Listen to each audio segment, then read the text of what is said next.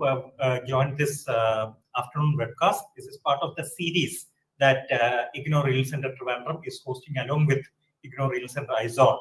And the topic of the webinar series is Sree Narayana Guru's vision on Sanatana Dharma, a message of unity, equality, and spiritual awakening. As we all know, the teachings of Sree Narayana Guru is ever important. It never diminishes in value because the kind of vibrant vision that Guruji gave all of us is a thing that all of us need to imbibe, irrespective of the age or irrespective of the times that we live in. Guruji was definitely a visionary, and Guruji was a person who could, in fact, mingle worldly affairs with spirituality, and that is the greatness of Guruji. Today, we are indeed very fortunate that we have a very eminent luminary with us who will be talking on the topic Guru and Oneness of Religion. As we all know, Sree Narayana Guru was the greatest emissary of the theme, one man, one religion for the whole of humanity. And there is no better person to speak about this very important topic than Dr. Sugeetha B, who is the director of the International Center for Sree Narayana Guru Studies, and who is also a syndicate member of Sree Narayana Guru Open University. So without much ado, let me welcome Dr. Sugeetha, who is a very vibrant speaker and a very powerful speaker of the thoughts of Sree Narayana Guru. Welcome, madam, to this very august gathering, and we all look forward to listening to the words of wisdom from you. We are also joined by our regional director from IGNOU Regional Center Aizawl, our partnering regional center, Dr. V.T. Jaljakumari. Madam has been, as you all know, at the forefront of organizing this very important program, and the kind of effort that Madam has put in to, in fact, make this possible is, in fact, exemplary. So, on behalf of the gathering, let me welcome Dr. V.T. Jaljakumari, the person who has been coordinating the matters with all of our distinguished delegates at this program. Welcome, ma'am. We are also joined by members of the academic faculty of other regional centers as well. And not to forget the fact that we are joined by Dr. Priya Pradeep, the Deputy Director of IGNOU RC Trivandrum. We are also joined by Dr. Rajiv Kumar, who is our academic colleague from yet another regional center. And we are also, and of course, we are joined by Dr. Pramila O, Deputy Director from IGNOU Regional Center Vadagara, my former regional center. And we are also blessed with the presence of numerous other luminaries who know a great deal more about Sree Narayana Guru and his vision, much more than the organizers themselves. That is me and Dr. Jaljakumari. So it is a proud moment for all of us to have such a very distinguished gathering with us, and it is my proud honor and privilege to welcome each and every one of you. Let me also mention that this program is also going live on our YouTube channel, that is IGNOU Regional Center Trivandrum's YouTube channel. It is going live on that as well. So other persons who may miss out on some of the aspects of discussion that we have today can definitely benefit from the recording that we will be having on our IGNOU Regional Center YouTube channel as well. So without any further delay, let me hand over the floor to my colleague, Dr. V.T. Jaljakumari, Regional Director, IGNOU Regional Center Aizawl, to in fact introduce our very eminent guest of honor and the key speaker today, that is Dr. Sugeetha B, Director, International Center for Sree Narayana Guru Studies, and who is also a syndicate member of Sree Narayana Guru Open University. Over to you, ma'am. Madam, you are muted. You are muted. Thank you, sir. Thank you very much. Namaste to all our participants and presenters, other presenters also here, not for today, but for other days.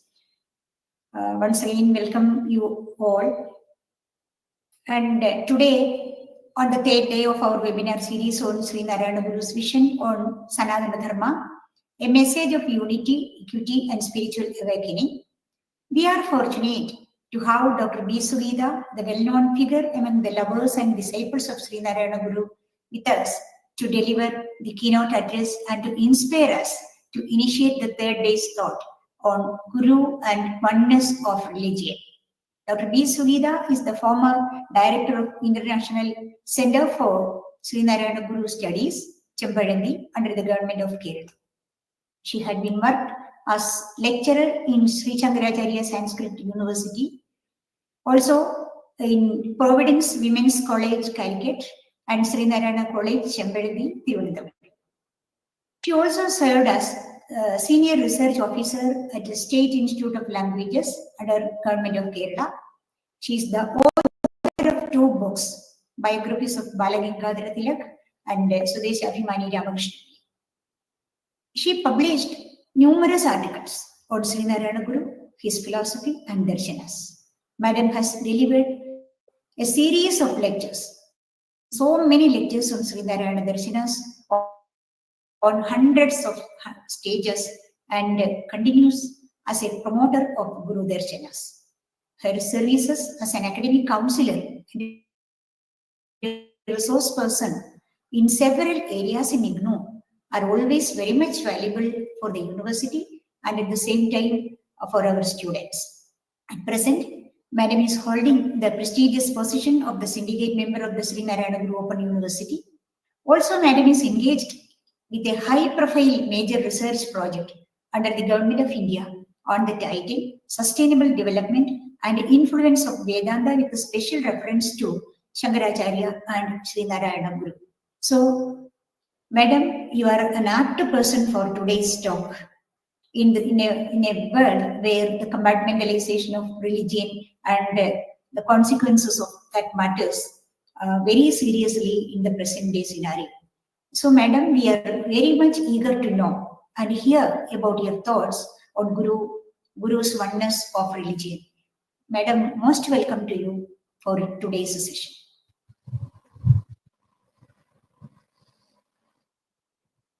Namaskar to all. Respected Dr. Rajesh and Jaljakumari Madam and all other dignitaries and dear friends, good evening to all of you. I am going to present a paper on oneness of religions, a vision of harmony in the teachings of Narayana Guru. And I made use of Guru's words about religion in his important work, Atma Upadesha Shataka. Verses from 43 to 49 deals with religion and the need for the harmony of religion and the core of all religions. All these explained in the verses 43 to 49 in Atma Upadesha Shataka. Actually, I am not going to interpret each verse separately, but I have made use of the content of all these verses for preparing this paper. The content of all these verses spread throughout my paper. And the verses are, let me read the verses in its original words. Verse 43, പ്രകൃതി പിടിച്ചു ചുഴറ്റിടും പ്രകാരം സുകൃതികൾ പോലും അഹോ ചുഴന്നിടുന്നു. വികൃതി വിടുന്നതിനായി വേല ചെയ്വീല അകൃതി ഫലാഗ്രഹമറ്ററിഞ്ഞിടേണം. പലമതസാരവും ഏകമെന്ന് പാരാതെ ഉലകിൽ ഒരാനയിൽ അന്ധരെന്ന പോലെ പലവിധ യുക്തി പറഞ്ഞു പാമരന്മാർ അലവതു കണ്ട് അലയാതമർന്നിടേണം. ഒരു മതം അന്യനു നിന്ദ്യം ഒന്നിലോതും കരു അപരന്റെ കണക്കിനൂനമാകും. ധരയിൽ ഇതിന്റെ രഹസ്യം ഒന്നു താനെന്ന് അറിവളവും ഭ്രമമെന്നറിഞ്ഞിടേണം. പൊരുതു ജയിപ്പത് അസാധ്യം ഒന്നിനോടൊന്നൊരു മതവും പൊരുതാലൊടുങ്ങുകയില്ല. പരമതവാദി ഇതോർത്തിടാതെ പാഴേ പൊരുതു പൊലിഞ്ഞിടുമെന്ന ബുദ്ധി വേണം. ഒരു മതമാകുവതിനുരപ്പതെല്ലാവരും ഇത് വാദികളാരും ഓർക്കുകയില്ല. പരമതവാദമൊഴിഞ്ഞ പണ്ഡിതന്മാർ അറിയും ഇതിന്റെ രഹസ്യം ഇങ്ങശേഷം. തനുവിലമർന്ന ശരീരി തന്റെ സത്താതനുവിൽ അതെന്റത് ഇതെന്റതെന്നു സർവം തനുതയൊഴിഞ്ഞു ധരിച്ചിടുന്നു. സാക്ഷാൽ അനുഭവശാലികളാരും ഇത് അനുഭവശാലികളാം ഇത് ഓർക്കിൽ ആരും. അഖിലരും ആത്മസുഖത്തിനായി പ്രയത്നം. This is the most important verse related to the oneness of religion. That is, അഖിലരും ആത്മസുഖത്തിനായി പ്രയത്നം സകലവുമിങ്ങു സദാപി ചെയ്തിടുന്നു. ജഗതിയിൽ ഇമ്മതം ഏകം എന്ന് ചിന്തിച്ച് അകമണയാതെ അകതാരമർത്തിടേണം. These are the verses related to the oneness of religion in Atma-Upadesha Shadakam. And the content of all these verses you can see in my paper. And if you want the English meaning of the word, may I read the English meaning of the word also? Jaldakumari madam, anybody wants the English meaning of the these verses?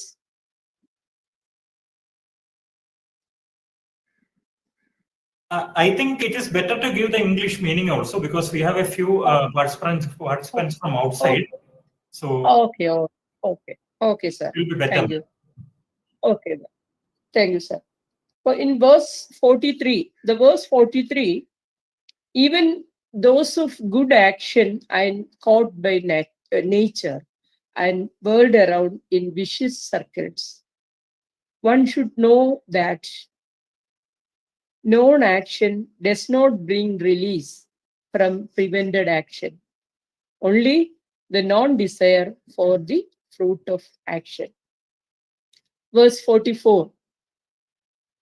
Verse 44, പലമതസാരവും ഏകമെന്ന് പാരാതെ ഉലകിലൊരാനയിൽ അന്ധരെന്ന പോലെ പലവിധ യുക്തി പറഞ്ഞു പാമരന്മാർ അലവത് കണ്ട് അലയാതെ അമർന്നിടേണം. The many faiths have but one essence. The many faiths have but one essence.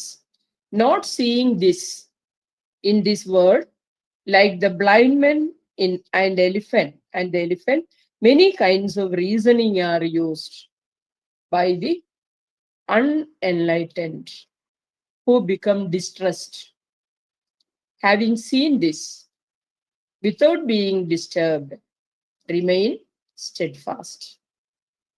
And verse 45, ഒരു മതം അന്യനു നിന്ദ്യം ഒന്നിലോതും കരു അപരന്റെ കണക്കിനൂനമാകും ധരയിൽ ഇതിന്റെ രഹസ്യം ഒന്നുതാനെന്നറിവളവും ഭ്രമമെന്നറിഞ്ഞിടേണം. One faith is despicable to another.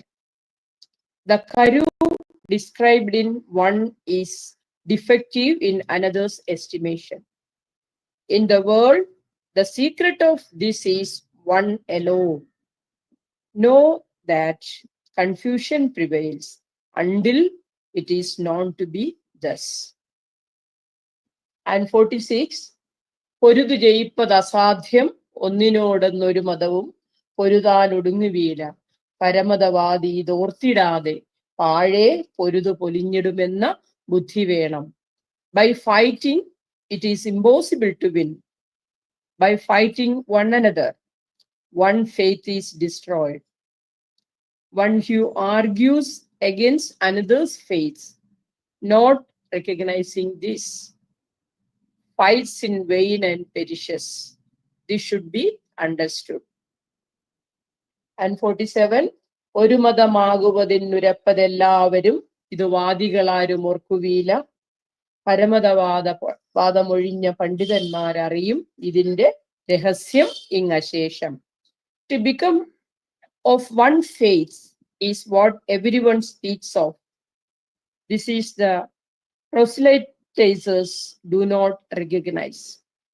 Wise men, freed of objections to another's faith, know this secret in full. 48.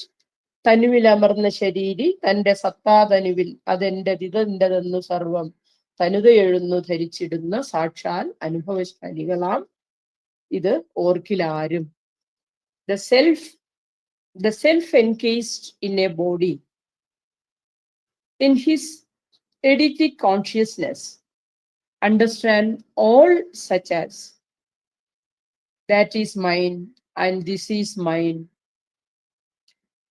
Prefect of body identity. On considering this, it is evident that everyone has truly experienced. And the most important one, അഖിലരും ആത്മസുഖത്തിനായി പ്രയത്നം സകലവും ഇങ്ങു സദാപി ചെയ്തിടുന്നു ജഗതിയിൽ ഇമ്മതം ഏകമെന്നു ചിന്തിച്ച് അകമണയാതെ അകതാര് അമർത്തിടേണം. All beings are making effort in every way, all the time, for the happiness of the self in the world. This is the one faith. Pondering on this, without becoming subjected to sin, be controlled. This is the source of, actually I am reading the source of my paper based on Atmopadesha Shadakam. And let us go to the paper presentation, and let me start with an introduction. And in order to understand Guru's vision, one should have some qualification to understand this. And the Guru himself said it in Atmopadesha, in the first verse of Atmopadesha Shadakam. He said, I am going to speak out the ultimate truth, or the knowledge beyond knowledge, അറിവിലുമേറിയ അറിവ്. And in order to understand this knowledge beyond knowledge, one should have some qualities. In Atmopadesha Shadakam, Guru said, the Guru Darshana unveils its true meaning when jnana and bhakti unite as one. This is a general feature of Guru Darshana. It unveils its true meaning when jnana and bhakti unite, knowledge and devotion unite as one. This profound vision is beautifully conveyed in the very first verse of Atmopadesha Shadaka, which speaks of knowledge beyond knowledge. To realize the Karu. What is the Karu? The ultimate reality that pervades both the inner and outer worlds. One must go beyond mere intellect. Mere intellect is not enough to understand the deeper knowledge of Guru's vision. Mere intellect is not enough. Then what should we have? Approaching it with reverence and love. Through adoration, chanting, and an open heart, wisdom blossom. So it is in this sacred union of head and heart that the vision of the Guru becomes clear.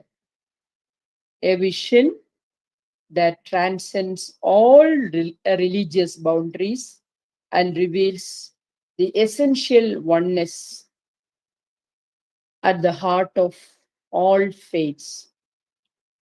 Guru Darshanam thus becomes a key to understanding the unity underlying diverse religious expressions. Now, with this introduction, let me go deep into the paper, reclaiming the spirit of coexistence and mutual respect of religions. Narayana Guru's vision was never that religions should disappear, but that they should exist without conflict or exist with harmony. If he had intended for religion to be abolished along with art, he would have chosen entirely different words, not the rich spiritual language he used with such precision and insight. His life and teachings make it abundantly clear. What he truly desired was a peaceful existence of religions. This ideal is beautifully expressed in his statement, "No religion can be destroyed by fighting." Over time, however, his words have been misinterpreted and even distorted. A widely quoted misinterpretation: man needs no caste, man needs no religion, man needs no God, strays far from his intended message. Narayana Guru never denied the spiritual aspirations of humanity. Rather, he urged us to rise above divisions and dogmas that breed hatred and conflict. His goal was not the eradication of religion, but the elimination of narrow mindedness and bigotry within it.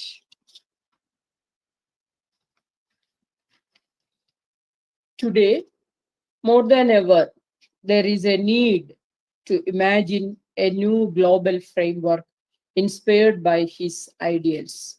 That is why we are conducting all these seminars.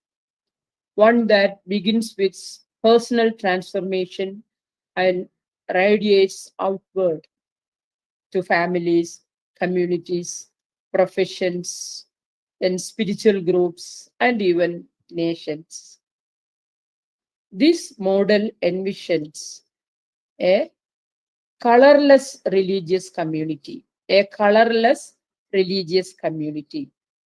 one that is devoid of faith but free from prejudice. It embraces both religious and non-religious worldviews, including those of identity with atheism, and promotes mutual respect, dialogue, and coexistence. Such a vision echoes the personal such a vision echoes the universal spirit of Narayana Guru stood for. His teachings offer a timeless blueprint for unity in diversity, a deeply needed antidote to the increasing polarization of our world. They are not meant to be frozen in time or localized to Kerala alone, but to be embraced and applied globally. Regrettably, Kerala itself has yet to give the Guru the full recognition he deserves.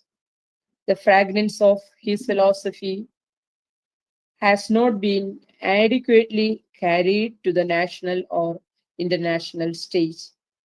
His teachings, rich in both spiritual and ethical depths, remain underutilized in contemporary discourse on peace, justice, and sustainable development. As we reflect on his vision, we are reminded that the true essence of religion lies not in external forms, but in cultivating love, compassion, and unity. Narayana Guru's life and words continue to guide us toward the higher truths. What is the higher truth? The oneness of humanity through the oneness of religions. Now, let us see the philosophical oneness of religion and the economic sphere, which leads to the oneness of religion, and the social sphere, which leads to oneness of religion. First of all, let me discuss the philosophical oneness of religion and Narayana Guru's vision on that. Narayana Guru emphasized the essential unity of all religions. While rituals and languages and external forms may differ, he asserted that their core message remains the same: the pursuit of inner peace and self-realization. According to Guru, the purpose of every religion is the happiness and liberation of the individual. Happiness and liberation of the individual, which emerges through the realization of the self. This self, he taught, is not fragmented by community or identity. It is one, universal, and unchanged. Thus, despite the apparent diversity among religions, they ultimately converge in their goal: transcending ego, realizing truths, and living in harmony. Guru's profound insight calls us to rise above sectarian boundaries and embrace the spiritual oneness that unites all humanity. His teachings foster mutual respect, tolerance, and unity in diversity, which is a timeless message for a divided world. And now let us see the economic oneness, or what are the similarities, economic similarities in all religions. First of all, let us discuss all religions, religious institutions as economic units. We can, this is a new research area which is yet to be explored. We are studying the economic field or economic oneness of religions in connection with Guru's vision. We are studying it, and this is a new area of research. This is open for discussion, and this is an area yet to be explored. We are just started. That's why I would like to connect the economic similarities of religions and the economic vision of Guru. The religious institutions as economic units, as all we know, temples, churches, mosques, and other religious institutions, they often hold vast assets, assets like land, buildings, and wealth from donations, and a function like economic centers in communities. And there are pilgrimage tourism. Then pilgrimage tourism is a very important section that is set to be explored economically. Religious tourism creates employment and income opportunities. And the sectors, especially the hospitality, transport, local crafts, etc. This religious pilgrim tourism boosts regional development. And charity and welfare. Most religions emphasize charity and social welfare. For example, in Islam, there is zakat, and in Hinduism, there is dana. Then Christianity, tithing. Then in Sikhism, seva. So we can see the charity and welfare. All these religions gave importance to charity and welfare of the people. And there are festivals and local economy. Festivals on there is a boost of local economy. Religious festivals stimulates spending and commerce. Temporary markets, then travel, food and entertainment. Beneficial for small business and local ventures. Then employment and education. Almost all religious centers gave employment and education. Religious institutions provide direct employment. Priests, then monks, educators, administrative staff. They often run educational and health institutions like schools, colleges, and hospitals.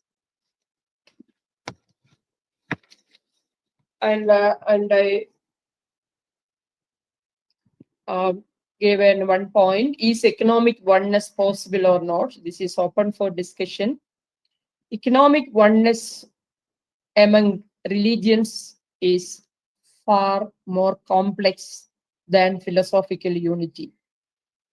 While most religions advocate ethical use of wealth, compassion, and support for the needy, their approaches to economic organization, income distribution, and the roles within the society differ significantly due to historical, cultural, and doctrinal factors. However, if the focus shifts to the spirit of economic justice, simplicity, and service, as emphasized by Narayana Guru, a common ethical ground becomes visible. Guru envisioned a just and equitable society rooted in values like anugamba or compassion and samatva or equality. These principles can serve as a bridge across diverse religious economic systems, fostering not competition or accumulation, but collective well-being. Now let us discuss Guru's economic vision with the economic teachings of other religions under the theme of oneness in the economic spirit of religions. Narayana Guru envisioned a society where religion uplifts not just as a spirit, but also the material condition of the people. He emphasized equality and compassion and simplicity as foundational values that must guide both spiritual and economic life.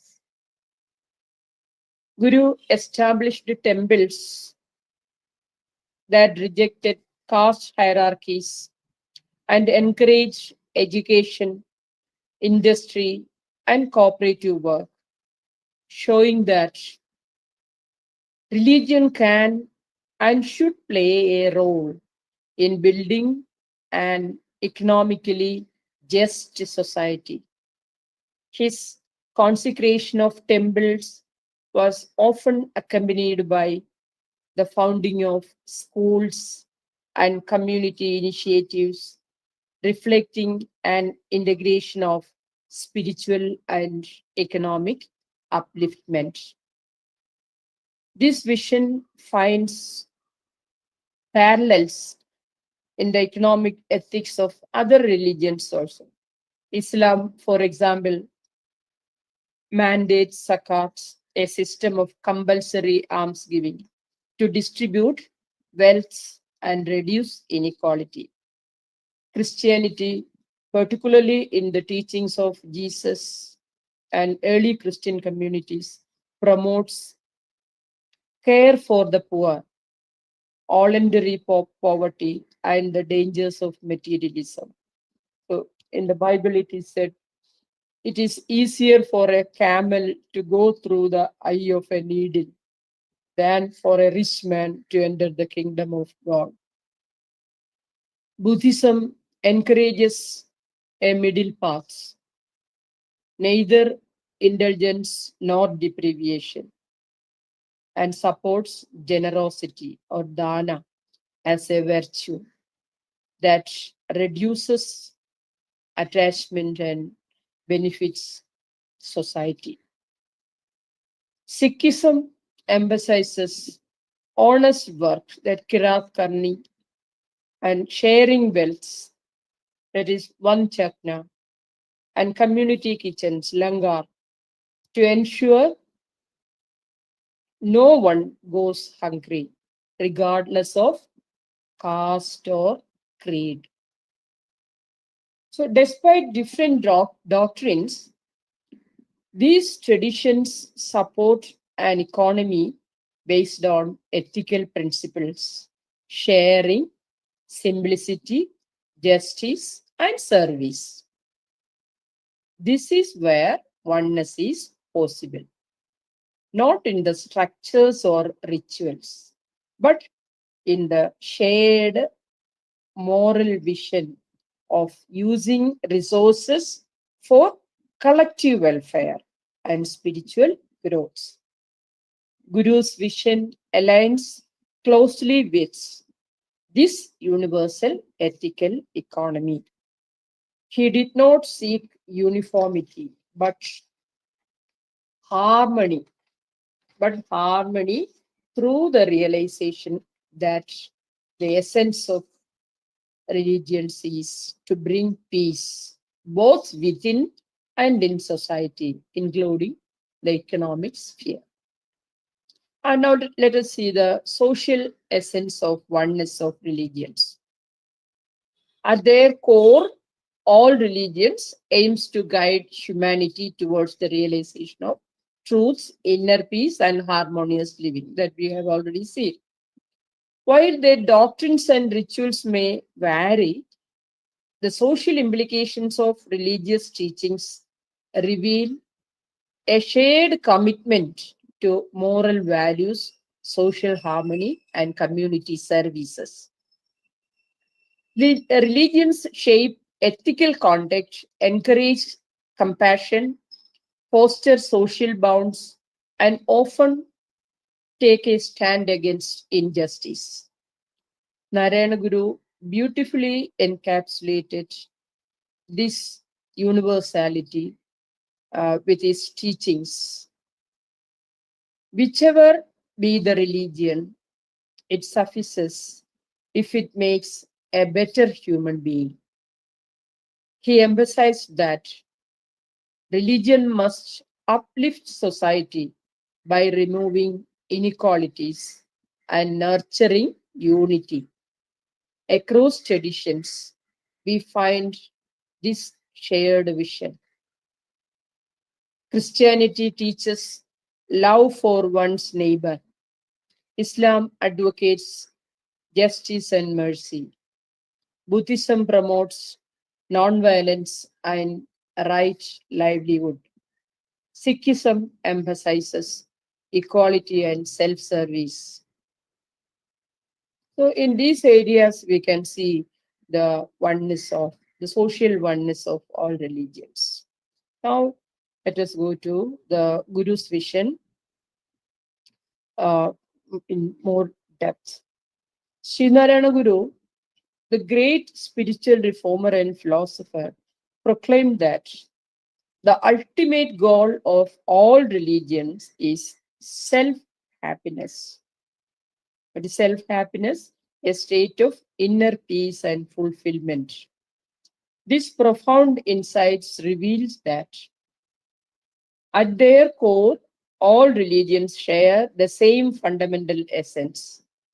However, when observed superficially, religions appear different due to cultural, ritualistic, and doctrinal variations.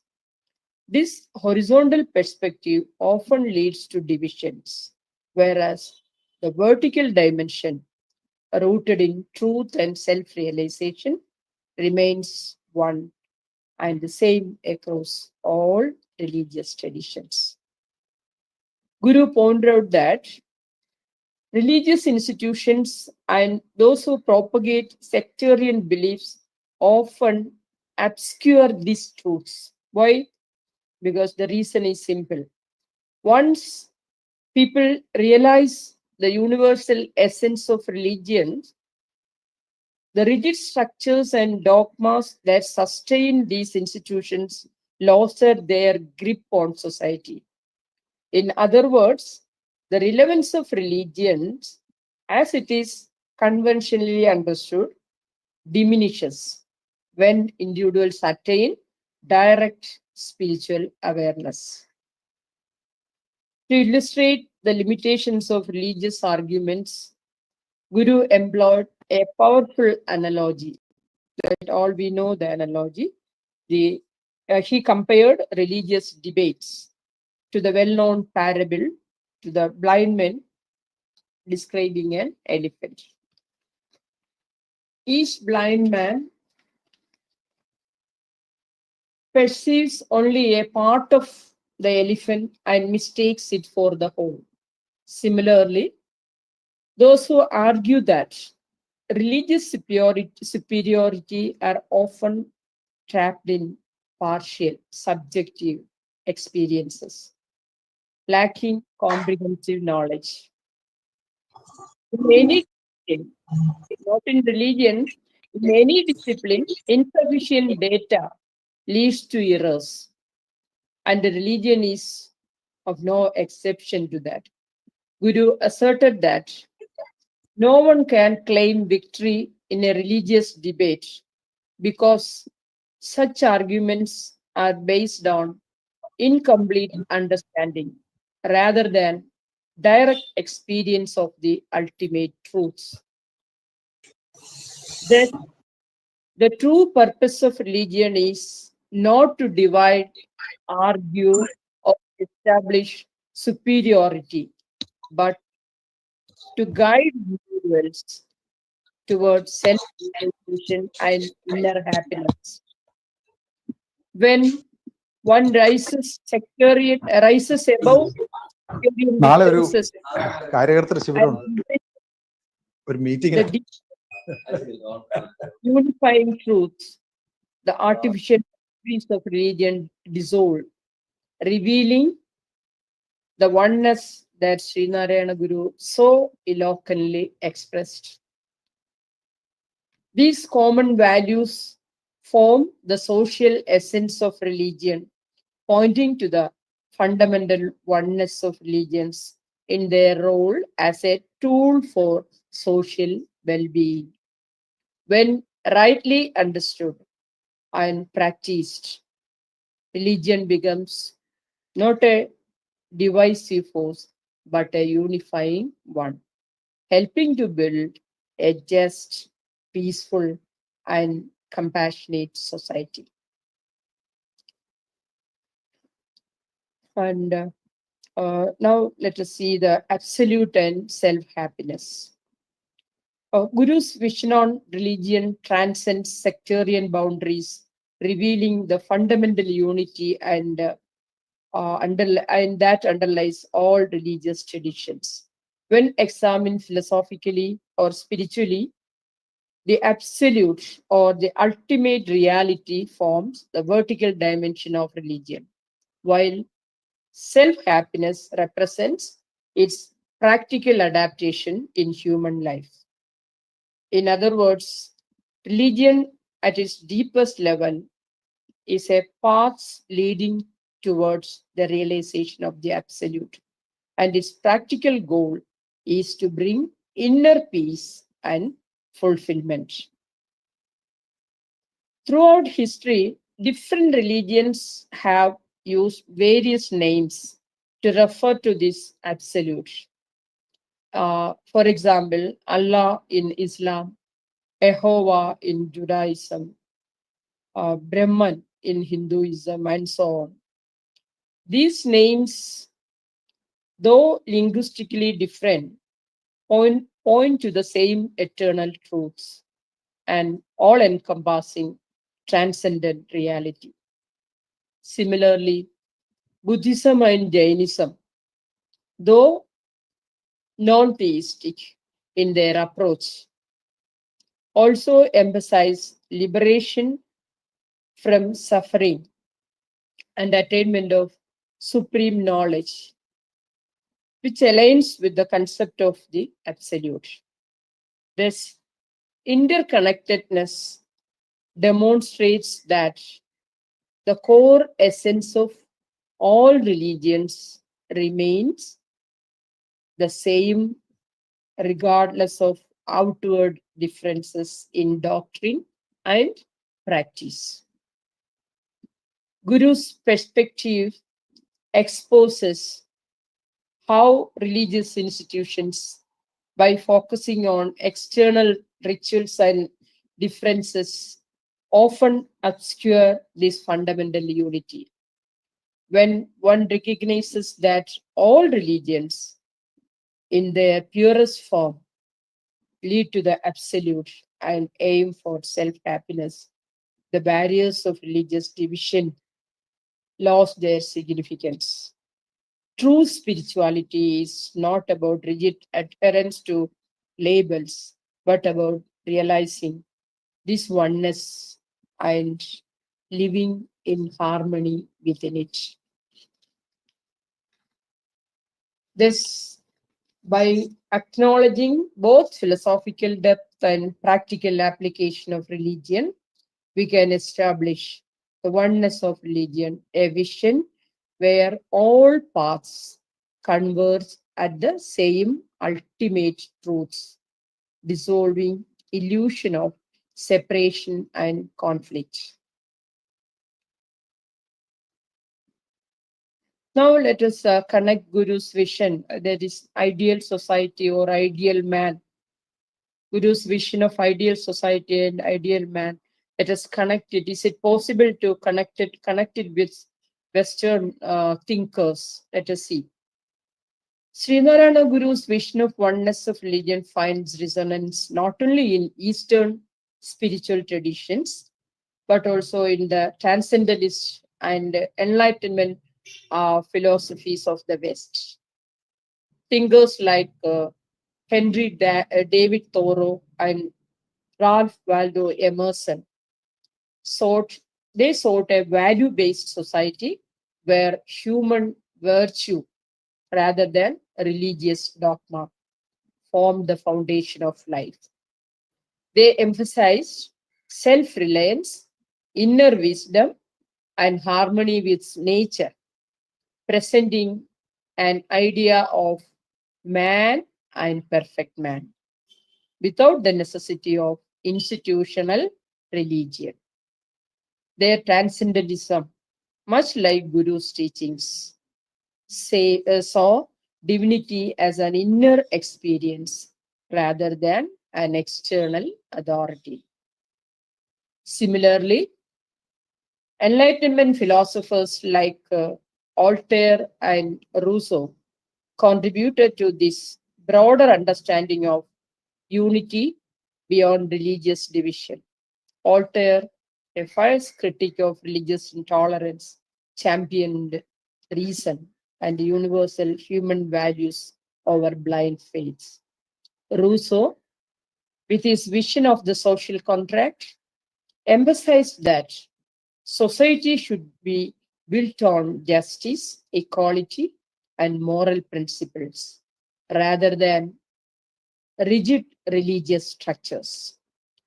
Both thinkers laid the groundwork for a world where values such as liberty, fraternity, and human dignity take precedence over sectarian beliefs. So, in this light, Sree Narayana Guru's assertion that self-happiness is the ultimate goal of all religions aligns with these philosophical perspectives also. If religion's core function is to guide individuals toward happiness and fulfillment, then true spirituality is not about adherence to particular sects, but about cultivating virtues that benefit all of humanity. The absolute, as the vertical dimension of existence, remains the same across all different traditions, while its practical adaptation through ethical living and self-awareness forms the basis of a harmonious society. Thus, the oneness of religion is not about uniformity, but about recognizing that all paths, whether spiritual or philosophical, lead to the same universal truths. A value-based society, as envisioned by transcendentalists, enlightenment thinkers, and Guru himself, is one where love, wisdom, and justice replace the divisions of religion, guiding humanity towards true peace and self-realization. With these words, I open the forum for discussion, and I will try to clarify your doubts, and all other dignitaries can support, can add more points to it. Thank you for listening me. Thank you, ma'am. Thank you for that very exhaustive and elaborate explanation of this very important issue area. Indeed, the topic that you have touched today, that is Sree Narayana Guru's concept of oneness of religion, is very relevant in the present day world and across the globe. Let me emphasize, because a lot of concepts which have been presented by Guruji are attaining greater and greater relevance as the times go by. So thank you once again for that very elaborate presentation, and I'm sure there must be a number of thought processes which must have flashed across every listener's mind, and I'm sure we are going to have a very, very vibrant discussion today. In fact, maybe because of my subject background, what touched me most was Guruji's concept of economic oneness. That is something very novel and unique, because when we talk about religion, we talk about mostly talk about other areas, but talking about economic oneness in religions is something that is very unique and very innovative, and that too maybe and nearly 100 years ago, or more than 100 years ago, thinking about economic oneness of religions is really an innovative and thought-provoking concept, which we need to explore in great detail through greater research in the coming times. So now the floor is open. So I think we can have a very vibrant round of discussion, and everyone is invited to contribute to this line of discussion. Sree Kumar sir, your hand is raised. Okay. Sudhir Babu sir, kindly come over. You are muted. Sir, now I came to a halt. That is good. Sir, meeting. Anyway, Anyway, teacher, it was wonderful. And as he Okay. said, and it was very illuminating and inspiring. And I should thank that you really provoked our thoughts. And as the Dr. Girish said, Dr. Rajesh said, Economic wellness. the economic wellness. Rajuru has written on that One World Economics, and he has also wrote about One World Government, and the one worldness of the universe is very important when we think of Sree Narayana Guru. In 1924, Guru convened a all religious conference in Alua, and it happened after 1921 when the Mapla riots happened in Malabar. Yes. Is there any connection between the Mapla riots and all religious conference that took place after 3 years in 1924 in Alua? And I was, during my study of Sree Narayana Guru, was wondering why he kept a total silence on the Mapla riots in Malabar. And that is my one of my concerns about that. And another point that I should make is that you were saying about the the oneness of religion that is propagated or professed by the Western thinkers, especially Emerson and Thoreau. But we see in Emerson, Thoreau, Walt Whitman, and even Schopenhauer, all these highly spirited personalities were inspired by Indian thoughts. So what they said about the oneness of religion or oneness of anything has been inspired by the Bharatiya values and ethos. Yes. Of course, that is not what I wanted to say. Is that is not Western. What they said is not Western idea, but the Eastern ideas, the Bharatiya idea. So it is Bharatiya. So it is exclusively ours, and it is Gurus. It is Gurus. That is my point of view on that. When you think of Emerson, Thoreau, or Walt Whitman, or even Schopenhauer, and many other philosophers who borrowed ideas from Indian scriptures or Indian Upanishads. Of course, anyway, it was a wonderful speech and thought-provoking, and I would like to get it printed for further references. Thank you, teacher. Thank you, sir. Yeah, definitely that is one of our aims. The end of this webinar series, we should have a good publication where all this wonderful piece of literary work is being documented, and it will be put to future use as well. So we will be contacting all our distinguished delegates on this aspect once their sessions get over. So, ma'am, Sugeetha, ma'am, your response? Yes, my response is Guru, otherness. Guru never considered the word other. He never uses. All are one. So it is ours. It is not others. In front of Guru, there is no distinction between others or the Indians or Bharatiya or this. It's Guru always talk about the oneness of, because he is a visionary. He cannot talk about the religious disparities. That's why he may be absent. He is not referring about Malabar rebellion, because he himself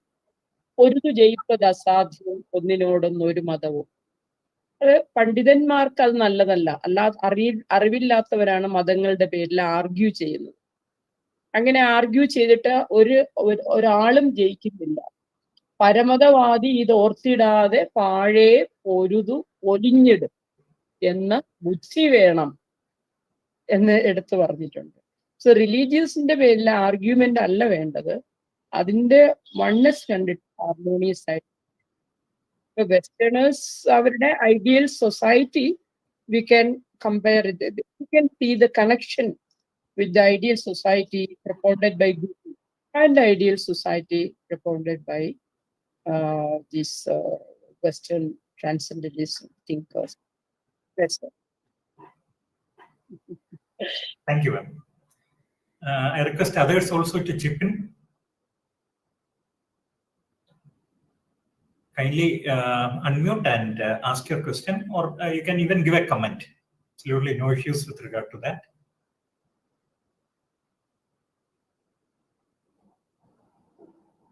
Hello, good evening. Very well, please. Yeah, this is Bijoy from Gurukula. Welcome, Mr. Bijoy.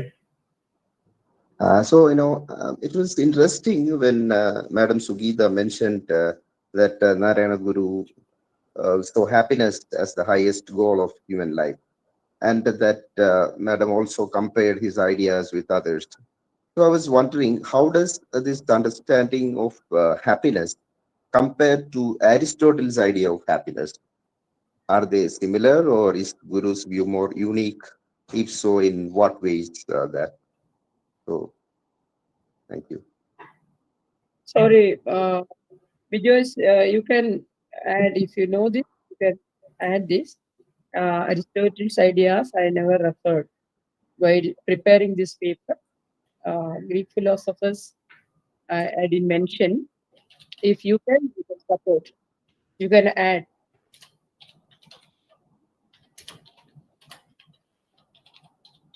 Yeah, actually, this was a doubt basically because they too have mentioned lots about happiness as the goal.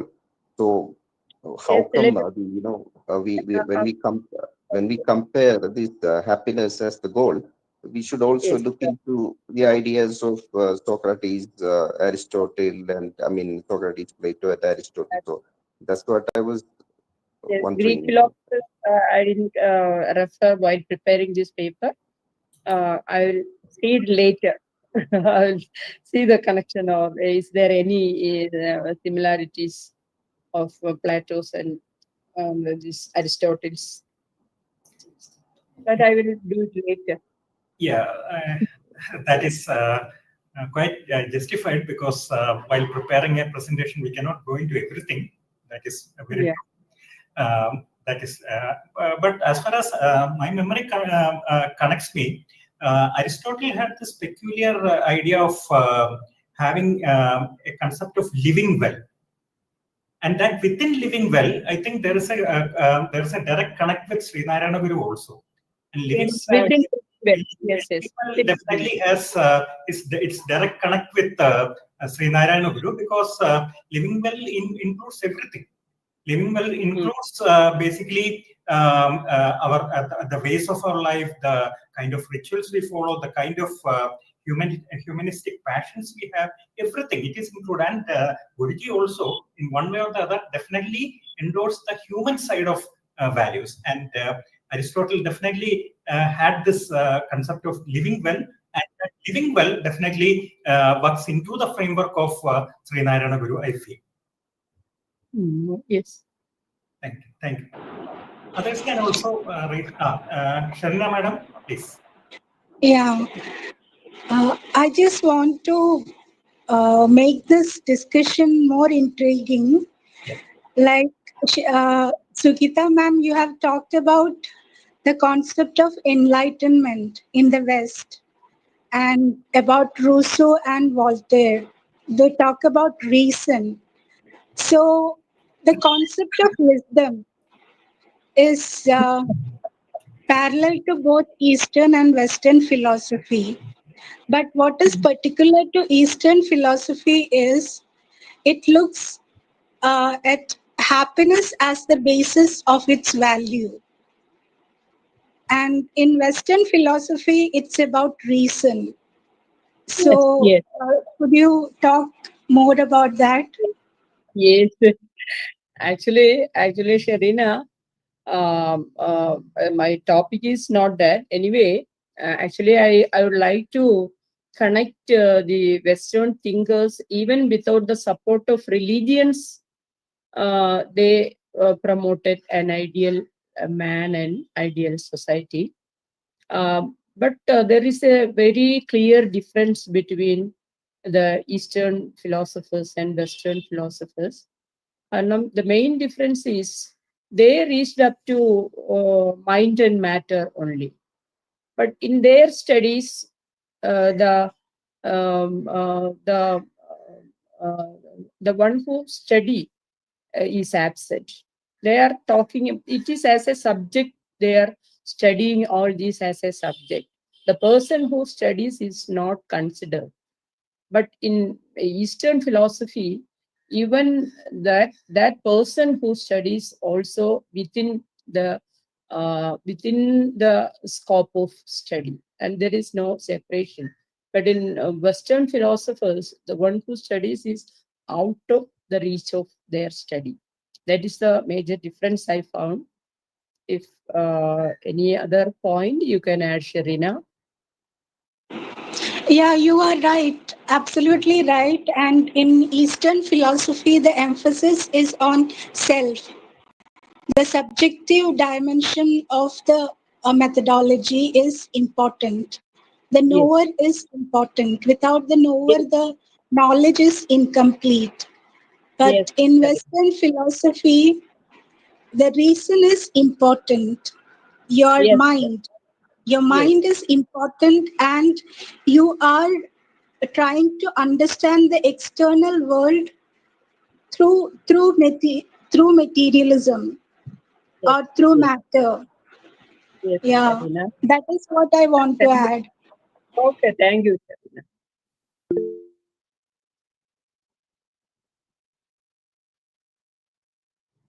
Yes, Subhash. Subhash, you are welcome. I'd like to add one point because here Yes. I think in the discussion of oneness of religion, there is no there is no reason for the comparison of a spiritual heightness or moksha or any that heavenly abode.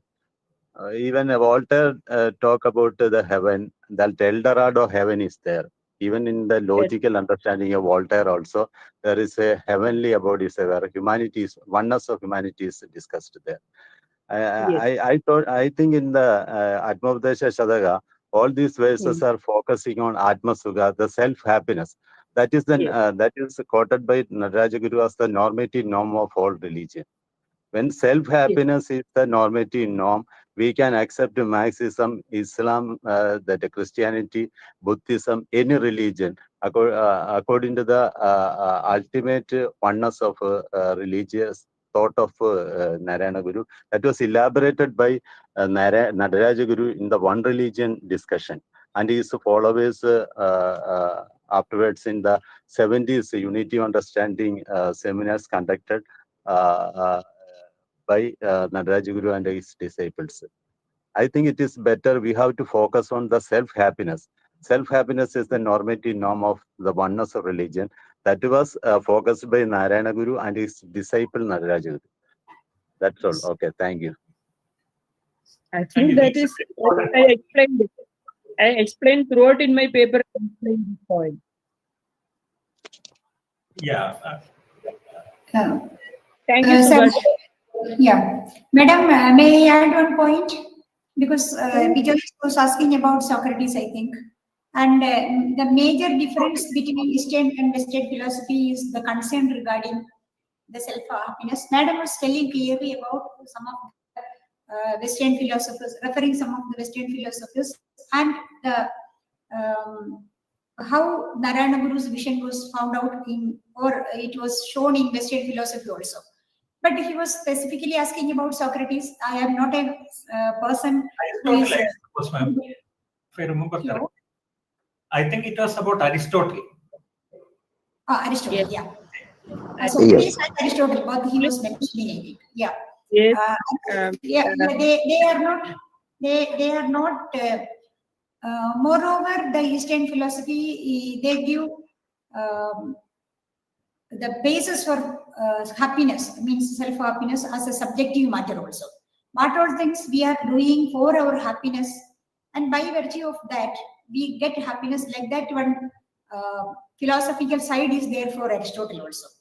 And while considering Socrates, Socrates is telling that knowledge is the ultimate thing. This was, we can see this in Narayana Guru's philosophy also. So whatever, all the Darshanamala is actually, in all Darshanas, there is the knowledge concept is there. So whatever we are doing, that is for knowledge, and knowledge is the ultimate happiness, like that. Even though we are knowing the self, that self, the knowledge on that self is the happiness which is provided to us through the process of knowing. This is what Guru is telling. Socrates was also focusing on that knowledge. So if we are doing something wrong, that means we are not knowing about it. We are not trying to know about it. So if we know something, we won't do it in manner. This concept was there. Being a person in the field of education, I think that the ultimate realization of self is why we are telling that it is education. That is the relevance of Narayana Guru's philosophy in education also. So knowing, the process of knowing, the matter to be known, and the ultimate anubhuti or knowledge we are gaining through that process, that is what the self-realization. That is why Gandhiji and other philosophers were defining education as the ultimate, the bringing out the best from the inner part of the people. പിന്നീടും അർത്ഥവും പുമാന്തൻ അറിവും ഒരാദിമഹസ്വ മാത്രമായിടും. ഗുരു എണ്ണാത്മോപദേശ ശതകം. അറിവും പിന്നീടും അർത്ഥവും പുമാന്തൻ അറിവും ഒരാദിമഹസ്വ മാത്രമായിടും. വിരളത വിട്ടു വിളങ്ങും അമ്മഹത്താം അറിവിലമർന്ന് മാത്രമായിടേ. ചിലപ്പോ അറിവിലും ഏറെ അറിഞ്ഞിടുന്നവൻ എന്ന് പറയുന്നതും അത് തന്നെയായിരിക്കും. നമ്മള് something okay. Yes. Just in this one, I have not learned too much, but simply I was answering like that. So subjective and objective knowledge, these two concepts are there in Socrates and Aristotle's concept regarding knowledge and the reason for self-happiness. That is what I think. I don't know whether I am correct or not. I was just sharing it. Yes. There are some similarities between Socrates and Guru. There are many similarities while studying Socrates and Guru. You can see many similarities, but here no subject-object duality is absent in Guru's philosophy. It is neither subjective nor objective. Subject-object duality is absent in Guru's philosophy. All these the soul to Arriva. In Arriva, this is the soul. It is not subject, either subjective nor object. Subject-object duality is merged in the Arriva propounded by Guru. Because it is glory, it is wisdom within the glory of wisdom. We can rightly, Guru's the Darshana is wisdom within the glory of wisdom. All other thinkers and all other religious propagators, while studying all this, we can see that there is a slight difference. All other Darshanas give us wisdom, that is true. But Guru's Darshana is wisdom within the glory of wisdom. We can rightly say it. This is how I understood. Thank you, Jalanja Madam, for supporting.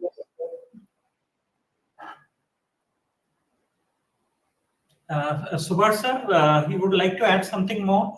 Your hand is still raised. No, sir. Fine. Thank you. And we have quite a few of our colleagues also. So if anyone wants to raise a point, you can definitely do so.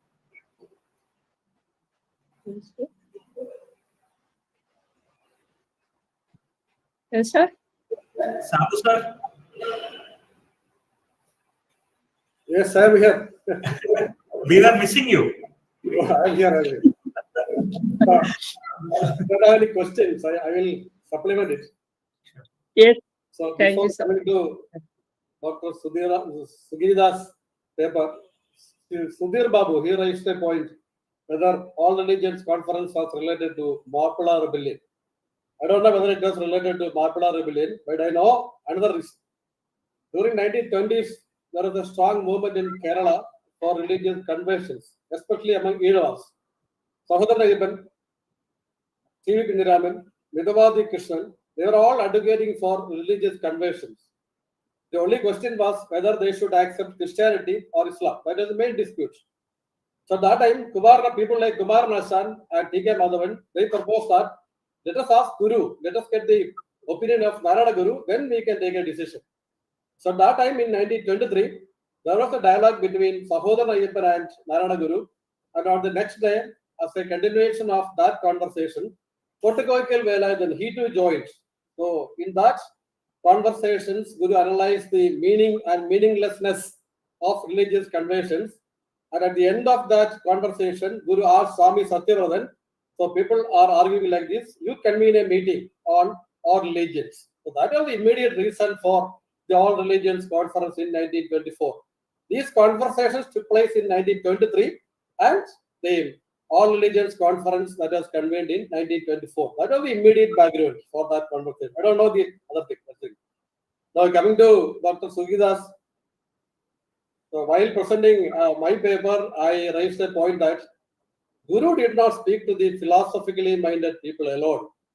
He was considering the nature of the ground realities, what the common people think about oneness of religion, how he can address that issue in the language of common people where they can understand it. So that clarifications are also available in Guru's works.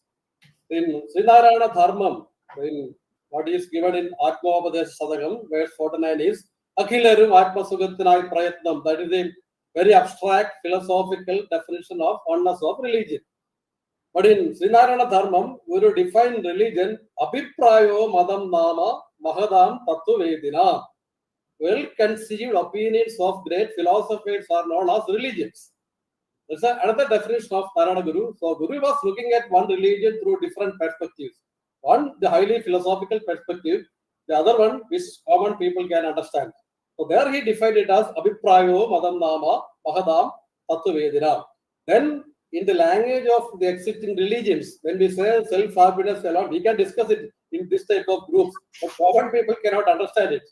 So when by the term religion, what they understand is the religions like Hinduism, Christianity, Islam, like that. So how can the idea of one religion can be conveyed in terms of their language? So there, Guru verse 50 of Sree Narayana Dharmam, Mahammada Kraistavacha Gaina Buddha Stadedara. Ekadapadhanayaiva Prayadante Nirantaram. Muslims, Christians, Jains, Buddhists, and all other religious people are seeking for the oneness. So then it is more clear, more understandable to the common people.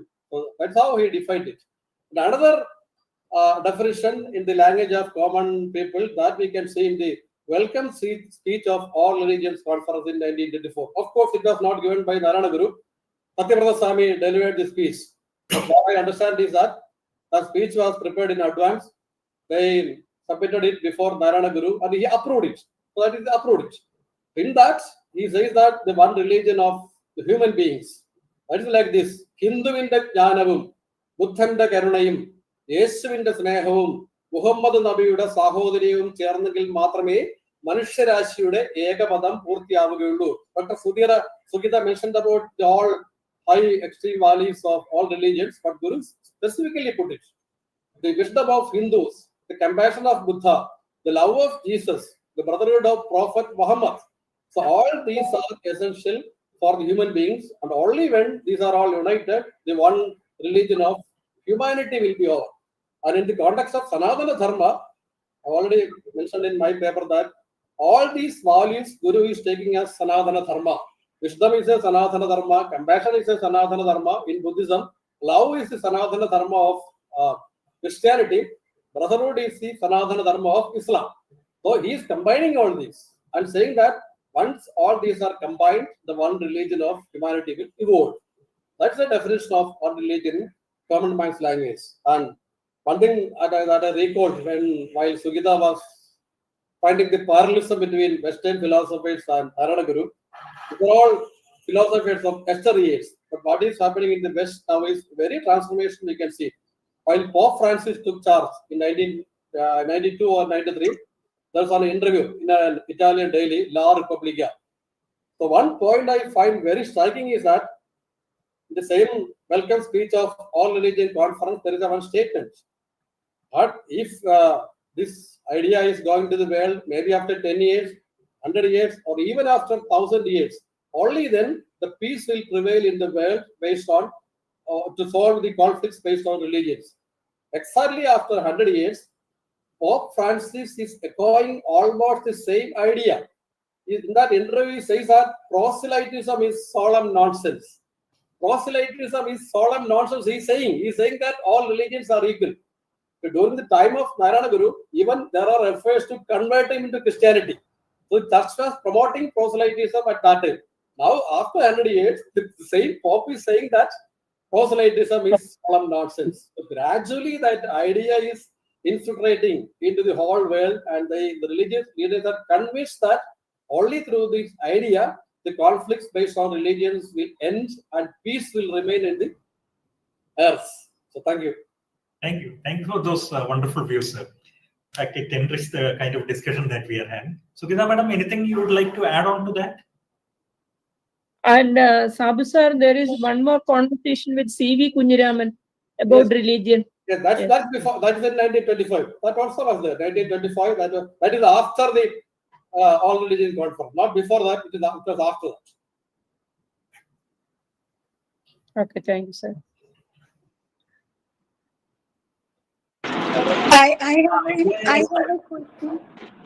I have a question to Sabu sir and Sugeetha ma'am. This is little bit out. It is little bit out of context, but it just came across my mind. What if Ambedkar met Narayana Guru because he converted to Buddhism? So had he met Narayana Guru, would he be converting to Buddhism? Okay. That is my question. What if? What if? Could you repeat Yes, that? what if? What if they met? Isn't it? Shall I give the answer? Pardon? Yes, sir. Shall I give the answer from my point of view? Okay, sir. Yes, sir. Narayana Guru would have asked, are all Buddhists good people? There are Buddhists who eat meat. There are people who drink. Then what is the meaning of converting into Buddhism? It's not an imaginary question. The same question Narayana Guru asked to Sahodara Ayyappan when he preached that the only ideal religion is Buddhism. Guru asked, are all Buddhists good people? And then Sahodara Ayyappan said that also deteriorated during the course of time. Then Guru further asked, what is wrong with the ideas of Jesus? What is wrong with the words of Prophet Muhammad? Are all people of these religions are good people? Then the well-known dictum that arrived at the conclusion of that particular conversation, Madamedayalum, Manushan Nanayal Madi. So Narayana Guru would have told Ambedkar that conversion is not a solution for solving the caste-related issues. Conversion is not a solution. What is given by Narayana Guru is you can study the topics given for Sivagiri pilgrimage, spiritual upliftment, social upliftment, economic upliftment.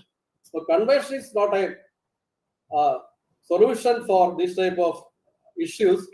You uplift the people. External conversion will not make any change. That is Guru's well-defined example. So conversion has two sides: external conversion and internal conversion. There is no meaning by converting from one religion to another without the people being not converted internally. They have the same social status, they have the same philosophical status, they have the same economic status, they remain in the same economic strata. So that is not the solution. According to Narayana Guru, So Ambedkar's vision and Narayana Guru's vision are different. So had they met, you would have definitely asked, you are converted into Buddhism. Do you think that all Buddhists are good people? This is the simple answer. Okay, sir. Okay. Sabu sir, Sabu sir. Okay.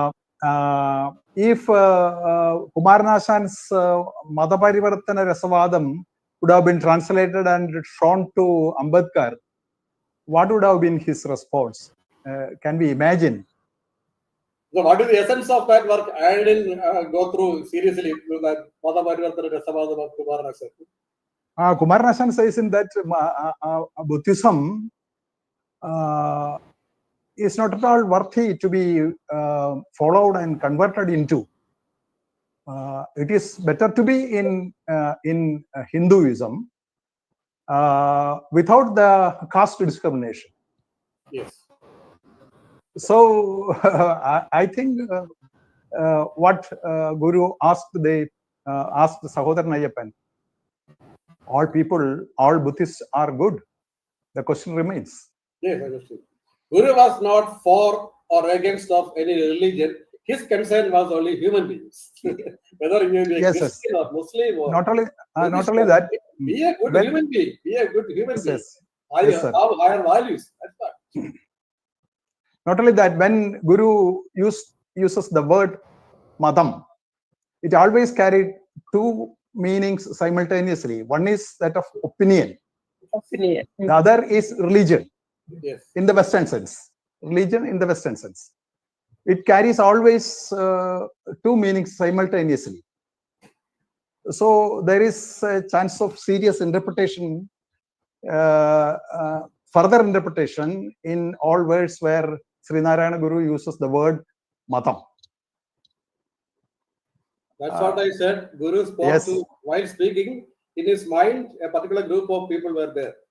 While giving the Atma-upadesha, then Guru said that don't go for marketing Atma-upadesha. He very specifically said, only those people who are coming in search of Atma-upadesha, he will tell the essence. But don't go for marketing. Only for such type of people, highly enlightened or seekers like that, philosophically minded seekers. Other dialogues are for common people. So these are. Yes. Thank you, sir. Thank you, both of you, in fact, for sharing your views, because this is very interesting, and this is the kind of discussion that we would expect in a forum like this. Thank you so much. Anyone else who wishes to put in their views? Yeah, Subhash sir, please. Sir, one more point is there. In 1970s, in a rural area like Shastangota in Kollam district, Nataraja Guru actually is the pioneer in doing one religious conference, international conference in a small in a rural area. That is very significant moment from 1924 to 1970s. That is a disciple. That type of conference never occurred afterwards. And then one more point is that in the scriptural text of Tamil literature, especially in Thirumandira, the Ondre Kulamum Uruvane Devanum, that aspect is there, and one religion, Arul Samaya Pinagam, where the fighting of religion is just like the crying of a donkey that was mentioned. So Guru's works were mostly influenced by the Tamil tradition that we forget. And we are generally focusing on the Sanskrit tradition. By integrating the Tamil and the Sanskrit tradition only, we will get to the full impact of the oneness of religion implied by Narayana Guru, I think. And one more point is that we have to discuss all religious texts in one platform. Inter-religious dialogue is one of the main content of oneness of religion propounded by Narayana Guru. Then only we can reach the height of thought and oneness implied by Narayana Guru. These are the points I like to convey. Thank you. So when we speak about when we speak about Shastangota conference, it was not convened, organized by Narayana Guru. It is by NBK Nair. So we should But, not forget him. sir, it is pioneered. Sir, it is sir, I am talking about the philosophical work. Whatever conducted by the Travancore Devasam Board, that is nothing. What is the philosophical content provided by Narayana Guru? Nataraj Guru. That is an important aspect. Whatever whoever convened, that is more important. But who had given the pioneering thought and wisdom for one religion? That is Nataraj Guru, the direct disciple of Narayana Guru. That is an important point. Only because he organized it, he could do that. Otherwise, it would not have been there. So but without Nataraj Guru, this 10 days of conference should not become a successful event.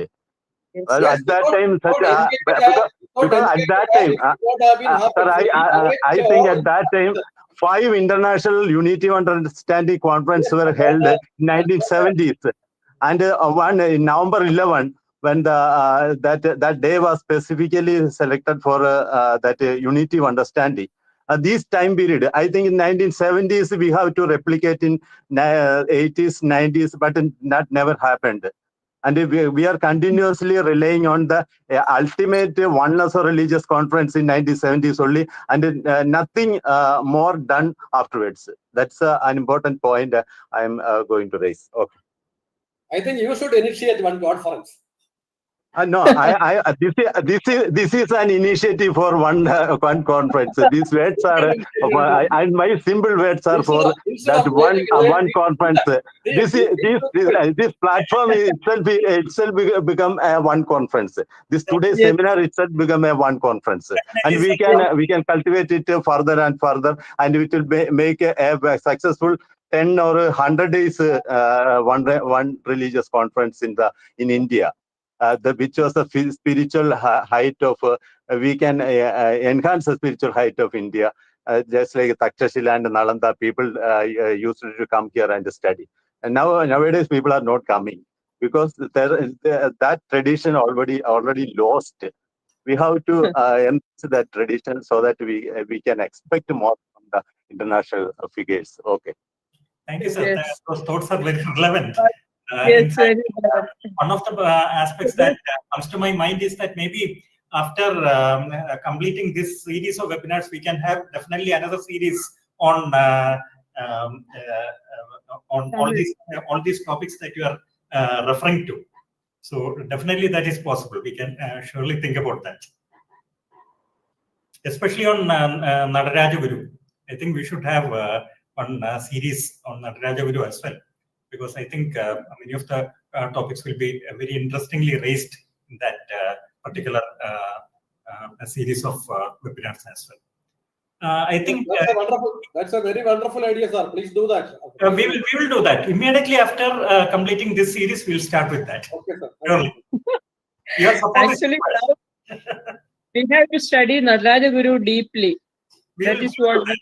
With all your support, we will definitely convene that kind of a series once this series is over, 100%. And all your support is required. Everyone should contribute, and we should get a support success. And Subhash, we haven't forgot about the Tamil connection of Guru, but the fact is we haven't studied deeply the Tamil tradition of Guru's philosophy. Anyway, you have explored much, and thanks for adding more points.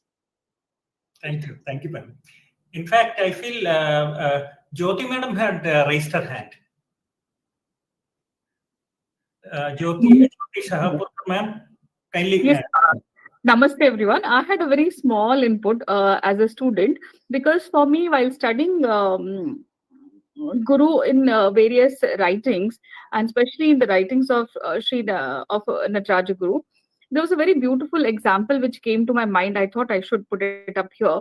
Is basically Guru's concept of oneness, or rather, let's put it up as humanness, was based on cowness.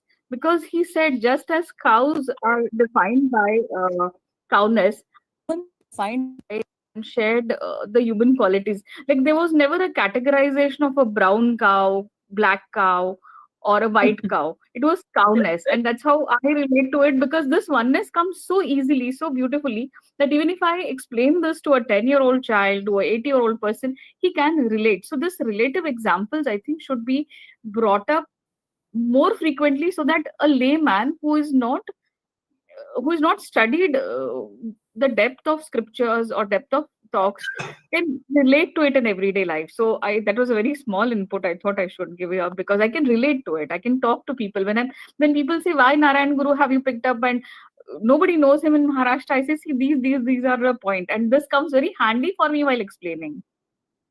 Thank you. That's not a small point, madam. It is a very significant point. Yes. Will definitely be part of future discussions as well. I'm absolutely sure about that. Thank you for bringing that point. Ma'am, I would like to, Jyoti ma'am, I would like to add something. In India, we are still facing the religious and caste issues, the subcaste and, different religions. And this is also a kind of categorization which people do. And we don't remember that Narayana Guru talked about interreligious and intercaste marriages. He promoted that, but nobody is talking about that, because they know that the moment they talk about that, their own son should marry somebody from another caste. So people are conveniently not talking about that. And I think that is the only solution for this interreligious, this caste and religious issues. But nobody is talking about that. India would have gone far ahead compared to China. The population of India is more now than China. But we are far behind because of these two issues.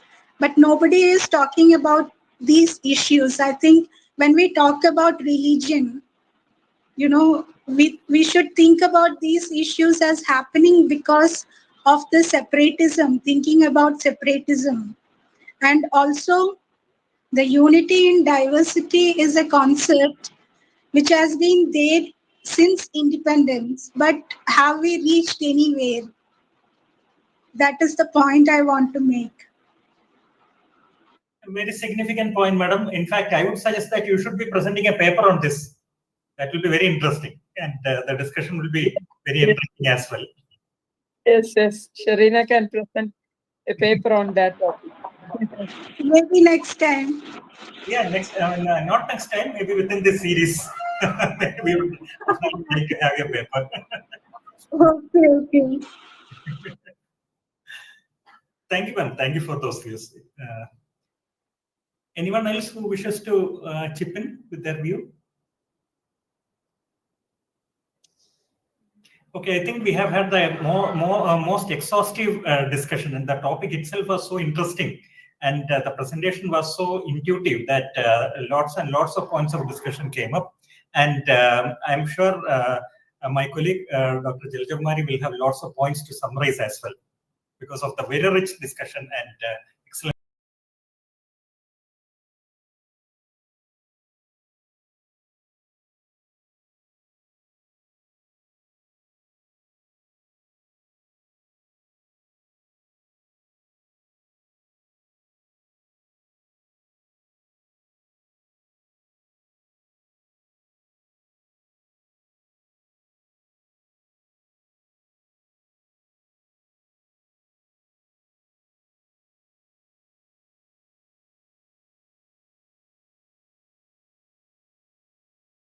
I think it was very exhaustive, almost in a comprehensive manner. Madam was presenting all the aspects regarding the oneness of religion, and so many sub-heading, sub-teams members presenting for fulfilling that dream, economic. Because now Sree Madam was also telling regarding the mixing of different castes and different religions for fulfilling the dream of Narayana Guru as a oneness of religion. And when Madam was telling about, Madam was bringing a lot of points regarding the economic oneness in religion. So the main reason for the conversion was the economic matters, I think. So that was the core of, or the key aspect of the presentation of today, and the universal brotherhood and the harmony of humanity. For that, Madam has brought a lot of examples from Eastern philosophy and Western philosophy, and how Narayana Guru comes as in the middle point, or in the center point of this thought of harmoniousness among the religions. And also Madam was bringing out so many strategies for bringing up the economic development among people, and convergence of all. That was another key point Madam presented, that the essence of all religions are same actually, and all religions are like paths, and the self-happiness and the ultimate realization of God is the convergence of different paths. This thought was bringing through the examples of Atmopadesha Shadagam. And the beautiest part was the discussions happened. So whatever points Madam was presenting was elaborately discussed by the participants, especially Sabu sir, Subhash sir, Dr. Sherina, Sudhir sir, Jyoti, Bijoy's, all were bringing so many valuable points together. And when these points were discussed in an elaborative manner, actually the presented points of Sugeetha Madam became more meaningful and beautiful. And this is a very good indication of the good going of our webinar series. And ultimately, we have to summarize that all these are for attaining the Sanatana Dharma. And all these are pointing towards the vision of Sree Narayana Guru and Sanatana Dharma, philosophy of Narayana Guru.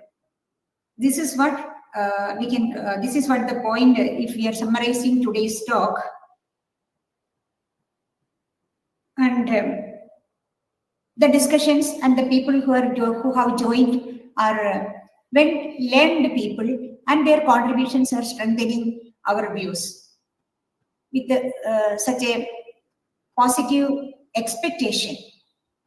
I think tomorrow also all of you are invited for Sachidananda Swami's topic. Sir, please, you can say about that. Yeah, thank you, ma'am.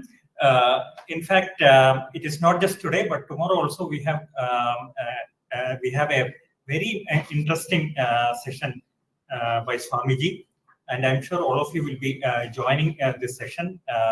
And not only all of you, but I also request all of you to spread the word about this program to the wider public and all your acquaintances, because the more participants we have, the more enriching our discussions will be, and the better it will be for the program as well. So I request all of you to kindly spread the word about this program, the series, and especially about tomorrow's program, where Swamiji will be presenting his very, very valuable views. And one more request that I would like to have put across to you is that we have circulated the link for the feedback and attendance form. So kindly do fill in the form. The link is already given in the description box. It is there in the chat box, so you can kindly click on the link and then you can fill in the form.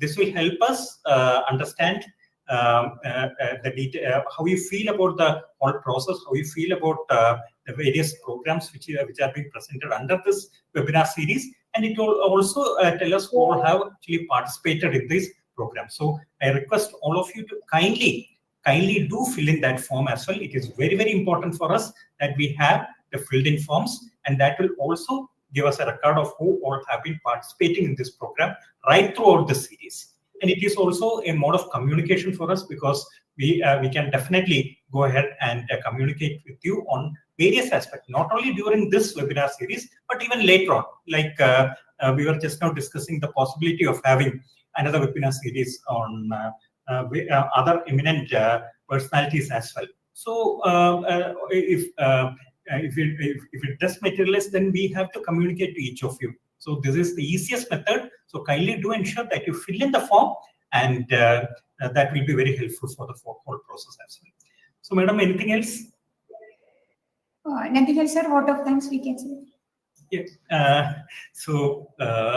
I'm indeed thankful to each and every one of you for having participated in this program, and especially to Dr. Sugeetha, who is the resource person.